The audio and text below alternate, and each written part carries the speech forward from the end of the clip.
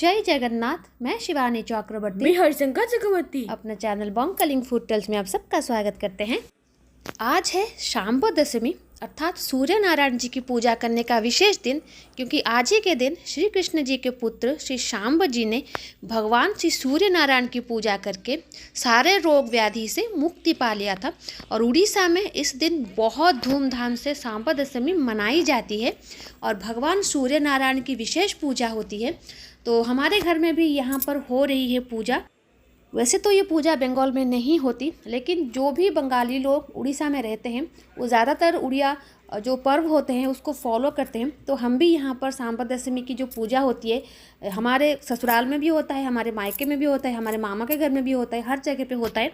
और घर के बाहर एक जगह जहाँ पर तुलसी चौरा होती है वहाँ पर, या फिर घर के आंगन में गोबर से अच्छी तरीके से लीपा जाता है, अर्थात अच्छी तरीके से साफ किया जाता है गोबर से उस जगह को। और वहाँ पर भगवान सूर्य नारायण का रथ बनाया जाता है अल्पोना में, अर्थात चावल के पेस्ट में, और उसके ऊपर कलश बिठाई जाती है भगवान सूर्य नारायण के नाम की। और सबसे पहले धूप दीप ही लगाया जाता है। पूजा से पहले धूप दीप लगाना अनिवार्य होता है। बहुत सारे लोग पूजा होने के बाद धूप दीप लगाते हैं, लेकिन धूप दीप हमेशा पूजा शुरू होने से पहले ही लगाएं। तो यहाँ पर सूर्य नारायण का रथ अल्पोना में बनाया गया है, लेकिन वो दिख नहीं रहा। तो ये कलश यहाँ पर अभी बिठाया जाएगा, दूध से भगवान जी का स्नान होगा। और उसके बाद जो भोग यहाँ पर दिया जाता है उसका एक विशेषत्व है, क्योंकि यहाँ पर जो भी भोग दिए जाते हैं, वैसे तो जो उड़िया लोग हैं वो 3 बार पूजा करते हैं। सुबह बाल सूर्य की पूजा करते हैं जो आदित्य हैं, दोपहर में युवक जो हैं भगवान सूर्य नारायण उनकी पूजा होती है जो विकर्तन है, और शाम को भगवान मर्तंड जो कि पुरुष स्वरूप है उनकी पूजा होती है। 3 बार भगवान जी को भोग लगाया जाता है, लेकिन हम यहाँ पर एक ही बार भोग लगाते हैं। और जो भी भोग लगाया जाता है उसकी खासियत ये है, क्योंकि जितने भी लोग आपके घर में हैं उनके नाम से एक एक भोग लगाया जाता है। भगवान जी को एक संतुष्ट करने के लिए एक एक भोग लगाया जाता है।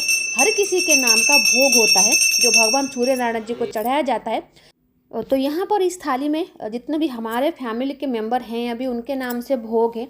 तो जो मेरा भतीजा है उसके नाम से जो मलाई सौंदेश है, जिसको कि उड़िया में स्टीम कहा जाता है, वो है, और रसगुल्ला है। मेरे बेटे का है एप्पल, मलाई सौंदेश और हरी मिर्च। मेरे जेठ जी का है उड़द दाल का वड़ा और आलू दम। मेरे हस्बैंड का है नबात और माखन। यहाँ पर छेना झिली है, खीर सागर है, छेना पोड़ो है, और यहाँ पर रसावली है। ये सब हमारे जो ननद हैं उनके लिए हैं। तो क्योंकि वो घर की बेटियां हैं तो उनके ससुराल में तो उनके लिए नहीं दिया जाएगा, तो घर में भी उनके लिए दिया जाएगा। और शांबो दशमी की पूजा का एक और नाम भी है जिसको कहा जाता है बोढ़ा कूढ़ा, बाढ़ीवा अर्थात सर्व करना। तो भगवान के सामने, भगवान सूर्य नारायण के सामने हर व्यक्ति के नाम से एक एक भोग सर्व करना अर्थात बाढ़ना, ताकि भगवान उस व्यक्ति के ऊपर अपना आशीर्वाद बनाए रखें, भगवान संतुष्ट हों और उस व्यक्ति के ऊपर अपना आशीर्वाद बनाए रखें और सारे रोग व्याधि से उनको दूर रखें और उनका आशीर्वाद हमेशा उन पर बना रहे। तो जो बेटियां होती हैं, शादीशुदा बेटियां होती हैं, उनके लिए उनके मायके में ये सब रिचुअल्स होते हैं। तो हमारे लिए भी हमारे मायके में हमारी माँ ये नीतियाँ करेंगी। और हमारे नाम से जो भोग चढ़ाए जाते हैं वो है जलेबी। मेरे जेठानी का मुझे नहीं पता उनके नाम से उनके मायके में क्या चढ़ाया जाता है। तो शांबो दशमी के दिन ये पूजा होती है, भगवान सूर्य नारायण के लिए ये पूजा की जाती है। ऐसा कहा जाता है कि भगवान श्री कृष्ण जी के पुत्र जो शांब हैं उनको बहुत ही दुरारोग्य हो गया था। तो उन्होंने 12 साल तक यहाँ पर चंद्रभागा नदी के किनारे, नदी की बात मैं कर रही हूँ, चंद्रभागा नदी के किनारे उन्होंने भगवान सूर्य नारायण से अपने स्वस्थ होने के लिए तपस्या की थी। और भगवान सूर्य नारायण उनसे, उनकी तपस्या से संतुष्ट होकर उन्हें आरोग्य कर दिया था, सारे रोगों से उनको मुक्ति दे दी थी। और यही कारण था कि भगवान श्री कृष्ण जी के पुत्र शांब ने कोणार्क में, जो कि चंद्रभागा नदी वहाँ पर थी, अभी तो चंद्रभागा मुहान है जहाँ पर समंदर में वो मिलती थी, वो मुहान है, लेकिन नदी के किनारे उन्होंने ये तपस्या की थी। तो वहीं पर भगवान सूर्य नारायण के लिए एक मंदिर बनाना चाहते थे, जो पुराना सूर्य मंदिर था।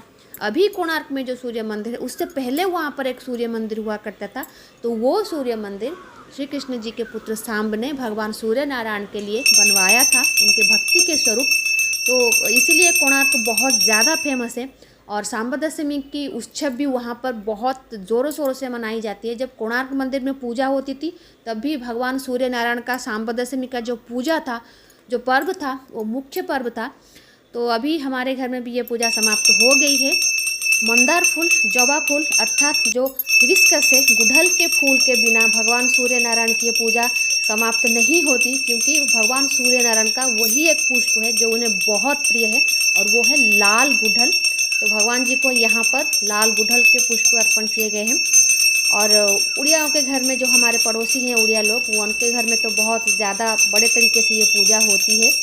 तो हमारे घर में ये पूजा समाप्त हो गई है। तो अभी हमारी जो माँ काली हैं उनकी अभी स्नान प्रक्रिया हो रही है। तो ये थी छोटी सी जानकारी भगवान सूर्य नारायण की पूजा सांबा दशमी के ऊपर, जो कि एक ट्रेडिशनल उड़िया फेस्टिवल है। तो आज के लिए इतना ही। रहते हैं। जय जगन्नाथ, जय माँ काली, जय प्रभु श्री सूर्य नारायण।